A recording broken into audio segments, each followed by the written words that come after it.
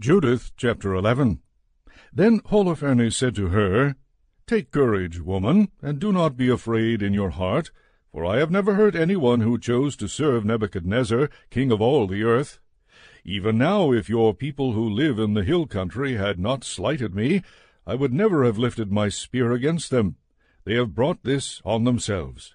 But now tell me why you have fled from them and have come over to us. In any event, you have come to safety. Take courage. You will live tonight and ever after. No one will hurt you. Rather, all will treat you well, as they do the servants of my lord King Nebuchadnezzar.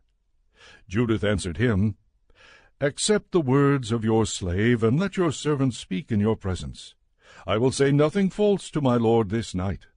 If you follow out the words of your servant, God will accomplish something through you, and my lord will not fail to achieve his purposes. By the life of Nebuchadnezzar, king of the whole earth, and by the power of him who has sent you to direct every living being. Not only do human beings serve him because of you, but also the animals of the field and the cattle and the birds of the air will live because of your power under Nebuchadnezzar and all his house. For we have heard of your wisdom and skill, and it is reported throughout the whole world that you alone are the best in the whole kingdom, the most informed and the most astounding in military strategy. Now as for Achior's speech in your council, we have heard his words, for the people of Bethulia spared him, and he told them all he had said to you. Therefore, Lord and Master, do not disregard what he said, but keep it in your mind, for it is true. Indeed, our nation cannot be punished, nor can the sword prevail against them, unless they sin against their God. But now, in order that my lord may not be defeated, and his purpose frustrated, death will fall upon them, for a sin has overtaken them by which they are about to provoke their God to anger when they do what is wrong. Since their food supply is exhausted, and their water is almost given out, they have planned to kill their livestock, and have determined to use all that God by his laws has forbidden them to eat. They have decided to consume the first fruits of the grain, and the tithes of the wine and oil, which they had consecrated and set aside for the priests who minister in the presence of our God in Jerusalem, things it is not lawful for any of the people even to touch with their hands.